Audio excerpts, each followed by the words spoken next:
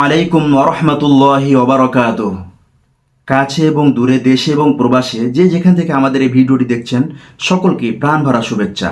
সম্মানিত দর্শক মণ্ডলী, আপনি যদি আমাদের চ্যানেলে নতুন হয়ে থাকেন তাহলে অবশ্যই সাবস্ক্রাইব করবেন এবং একটি লাইক দিতে অবশ্যই ভুলবেন না।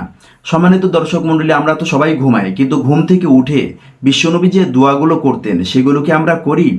আমরা যে ঘুমানোর পর আল্লাহ তাআলার কি শুকরিয়া আমরা আদায় করি, প্রশংসা কি করি? এটা আমাদের লক্ষ্য রাখা দরকার। কারণ পৃথিবীতে অনেক মানুষ রয়েছে যারা ঘুমাতে পারে না।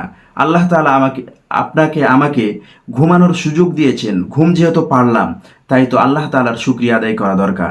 তো বিশ্বনবী ঘুম থেকে উঠে কি দোয়া পড়তেন? বুখারী শরীফের 5965 নাম্বার হাদিসে একটি দোয়া বর্ণিত হয়েছে, যেই দোয়াটি অধিকাংশ মানুষই জানে।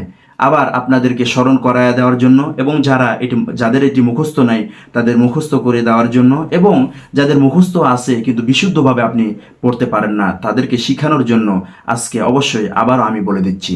সেই দোয়াটি হচ্ছে আলহামদুলিল্লাহিল্লাযী আহইয়ানা বা'দা মা আমাতানা ওয়া ইলাইহিন নুশুর।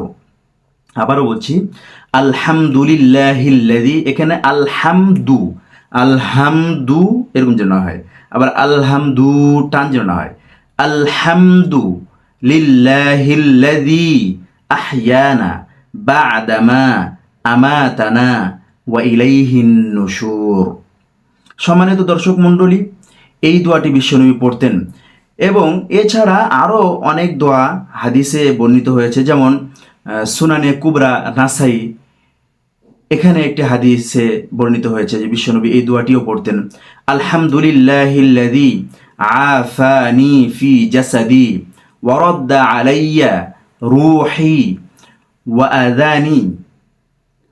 আযানা লি বিযিকরিহি।